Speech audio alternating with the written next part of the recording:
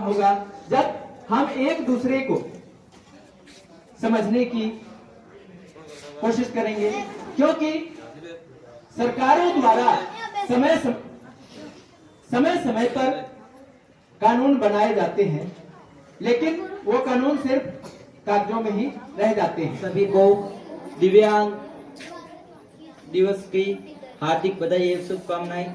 मैं आज दिव्यांग दिवस के अवसर पर सबको ये बोलना चाहता हूँ कि जो दिव्यांग बच्चे हैं या हमारे साथ हमारे भाई बहन जो दिव्यांग हैं, उनके साथ समानता का व्यवहार रखें, किसी भी प्रकार का भेदभाव ना रखें, समानता का व्यवहार रखें, साथ में उठ बैठ रखें। उनको ऐसा फील ना हो कि आप उनके साथ समानता का व्यवहार नहीं कर रहे हो। बहुत बढ़िया,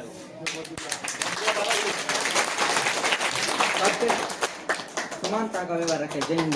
गुरुजनों को अंतर्राष्ट्रीय दिव्यांग दिवस पर हार्दिक शुभकामनाएं।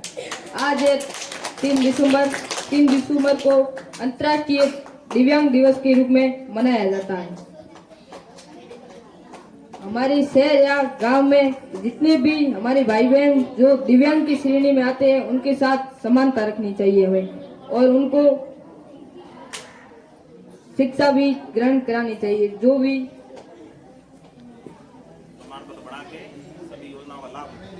सभी योजनाओं का लाभ भी साथ में मिलना चाहिए उनको। जय हिंद, जय भारत। और सभी शिक्षकगण एवं मेरे सभी प्यारे मित्रों को मेरा सादर नमस्कार। सम्मानित मंच, जैसा कि आप सभी को पता है, आज 3 दिसंबर है और प्रति दिसंबर अंतर्राष्ट्रीय दिव्यांग दिवस मनाया जाता है। तो जो भी दिव्यांगों की श्रेणी में आते हैं वो भी हमारे भाई बहन हैं, और हमें उनके साथ समानता का व्यवहार करना चाहिए और उनके साथ अच्छा व्यवहार करना चाहिए और उनको समाज में बराबर का हिस्सा देना चाहिए। हम तभी उनके साथ समानता का व्यवहार कर पाएंगे जब हम अपने विचारों में परिवर्तन लाएंगे, और उनको इस बात का एहसास नहीं होना चाहिए कि वो हमसे किसी भी शारीरिक अंग से पीछे हैं। जय हिंद, धन्यवाद।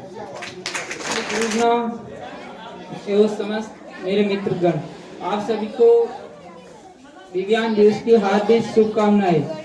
मैं दिव्यांग दिवस पर ये कहना चाहूँगा कि जो भी दिव्यांग बच्चे हैं उनके साथ अच्छा व्यवहार करना चाहिए, ताकि उनको नहीं लगना चाहिए कि हम उनके साथ गलत व्यवहार करें। ऐसे हार को जीत की, कुछ अतिथि साहब के लिए कुछ ऐसे, हार को जीत की राह मिल गई, हार को जीत की राह मिल गई, अरे तपती धूप में ठंडी छां मिल गई, अरे तपती धूप में ठंडी छां मिल गई, और आप पधार गए तो हर मर्ज की दवा मिल गई, हर मर्ज की दवा मिल गई। आज दीपक जी है वो किसी की भी एक सहायता के मोहताज नहीं है, तो इनके लिए एक बार तालियां।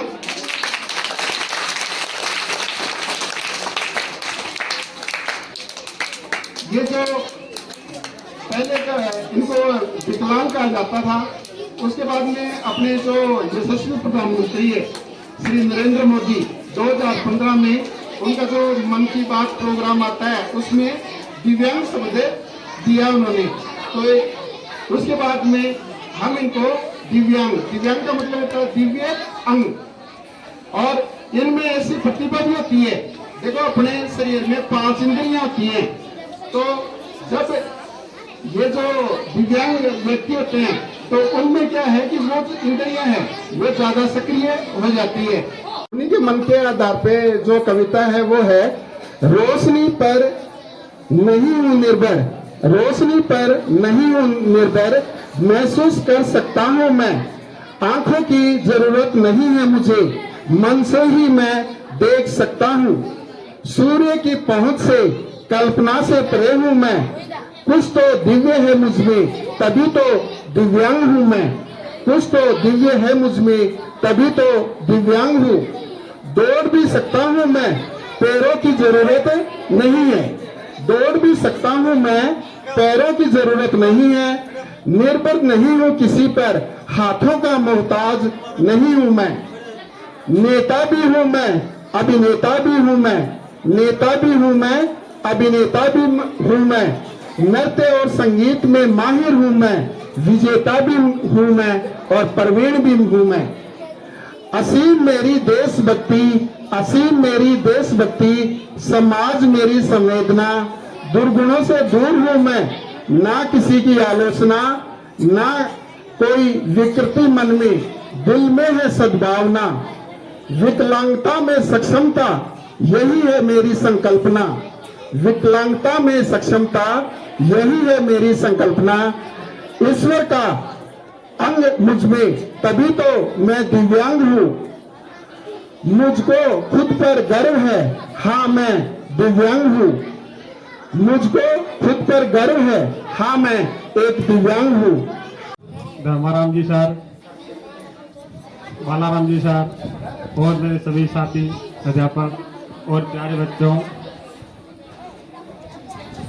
मैं तो बस इतना ही कहना चाहूँगा कि जब मेरे पास एक पहली बच्ची आई थी आरती नाम की, वो पढ़ाई में इतनी होशियार थे, तो उसको हमने सबसे पहले इसको कभी भी स्कूल नहीं गई, उसको हमने डायरेक्ट ही कक्षा 4 में एडमिशन दिया। जब आरती को हमने एडमिशन लिया तब आरती इतनी टैलेंटेड थी कि उसको कुछ भी काम बता दो, मतलब पढ़ाई में जब मैं 4 साल से मेहनत कर रहा हूँ फिर भी बच्चे इतने होशियार नहीं थे। आरती को हमने 2-4 महीने ही पढ़ाई कराई तो आरती सब हर चीज को इतनी जल्दी सीख लेती थी। और अभी आरती आपके स्कूल में पढ़ रही है। अब जैसे ये आपके सामने खड़ी होकर भाषण बोलती है, गाना गाती है, तो हमको बहुत अच्छा लगता है।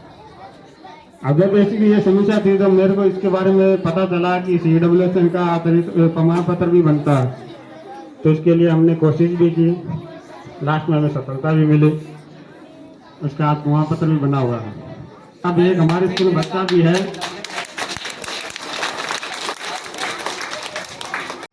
कुछ ही दूसरी चीज में दे देते हैं। अब ये कुछ एक बच्चा है स्वाई नाम से, अब वो बच्चा ऐसा बोल नहीं सकता लेकिन वो सारी भावना पहले ही पढ़ लेता। बाकी बच्चे क्या होते हैं जिनको हम बोलते हैं फिर भी वो भावना नहीं समझ पाता, लेकिन एक बच्चा ऐसा है वो बोल नहीं पाता लेकिन हमारी चेहरों के हाव भाव से ही पहले हमारी मन की बात पढ़ देता। तो भगवान ने कुछ तो ताकत स्पेशल देते हैं बच्चों को, तो हमें कभी बच्चों के प्रति ऐसी भावना नहीं रखनी है। ये बच्चे वास्तव में स्पेशल होते हैं, उनके पास ऐसी क्षमता होती है जो हमारे पास नहीं होती है। हमारे पास 2-2 हाथ होते हैं फिर भी इतना काम नहीं कर पाते। अगर किसी विकलांग बच्चे के पास अगर एक हाथ भी है ना, वो उसके एक हाथ से दोनों हाथों में बराबर ताकत से अपनी काम में ले सकता है। जैसे हमारे चोरों में एक देवेंद्र झंझड़िया है, वो भाला फेंक में सबसे तेज सबसे लंबी दूरी में भाला फेंकता है। जो हमारे यहाँ दोनों हाथ है फिर भी अपनी दूरी पे नहीं फेंक पाते, इतना वो अपने एक हाथ से फेंक देता है। तो कुछ कमी होती है लेकिन उसकी ताकत दूसरी चीज में भरभई हो जाती है। जैसे अपने दीपक जी सर हैं, अब उनको आंखों से समस्या है लेकिन उनके पास एक स्पेशल ताकत दी भगवान ने। ये अपनी आप एक बार उनसे मिल लो, आपकी आवाज से आपको पहचान जाएंगे कि कौन है आप इनसे मिलने के लिए। हर इनकी मेमोरी इतनी अच्छी है कि भूलते नहीं है। बहुत सारे अंग होते हैं और किसी व्यक्ति को किसी एक अंग के अंतर्गत कुछ न कुछ कमी रख दी जाती है, और उसके प्रति क्या है कि समाज के अंतर्गत भी हम लोग देखते हैं कि भाई इसके ये कमी है, तो अपन उसको किसी अलग नाम से संबोधित करते हैं या फिर अपन ये सोचने लगते हैं कि भाई हम उससे बेहतर है।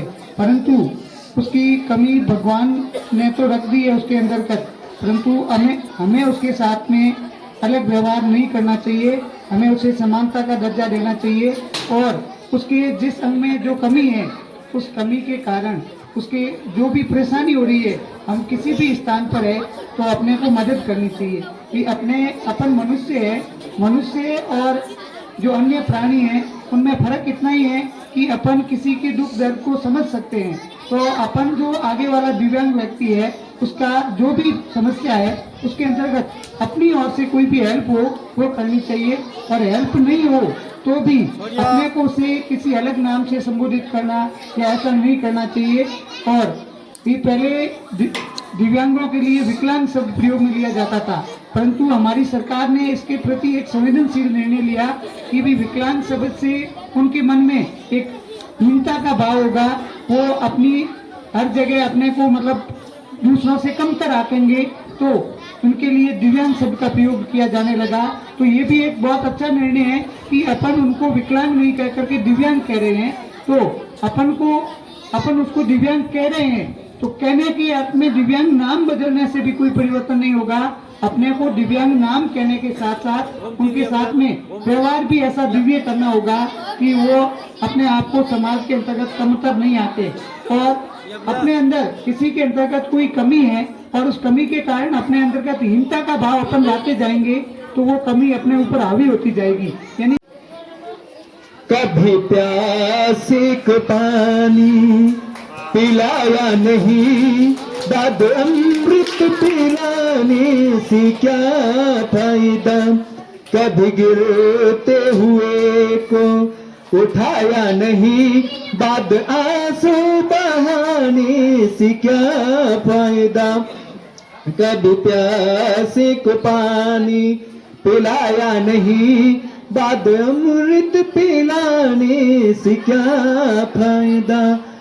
मैं तो मंदिर गया पूजा आरती की, पूजा करते हुए ख्याल आ गया।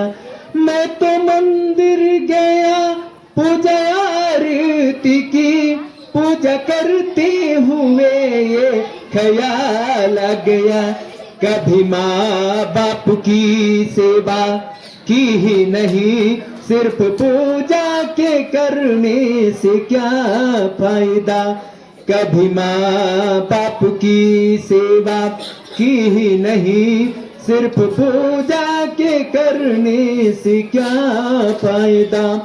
कभी प्यासे को पानी पिलाया नहीं, बाद अमृत पिलाने से क्या फायदा। मैं नहाने हरिद्वार काशी गया, गंगा नहाते हुए ये ख्याल आ गया। गंगा नहाने हरिद्वार काशी गया, गंगा नहाते हुए ये ख्याल आ गया। तन को धोया मगर मन को धोया नहीं, फिर गंगा नहाने से क्या फायदा। तन को धोया मगर मन को धोया नहीं, फिर गंगा नहाने से क्या फायदा। कभी प्यासे को पानी पिलाया नहीं, बाद अमृत पिलाने से क्या फायदा। कभी प्यासे को पानी पिलाया नहीं, दे अमृत पिलाने से क्या फायदा। मैंने दान किया, मैंने जप तप किया, दान करते हुए ये ख्याल आ गया। मैंने दान किए, दान पुण्य किए, दान करते हुए ये ख्याल आ गया। कभी भूखे को भोजन खिलाया नहीं, दान लाखों का करने से क्या फायदा। कभी भूखे को भोजन खिलाया नहीं, दान लाखों का करने से क्या फायदा। कभी प्यासे को पानी पिलाया नहीं, बाद अमृत पिलाने का क्या फायदा। Thank you. बहुत बढ़िया।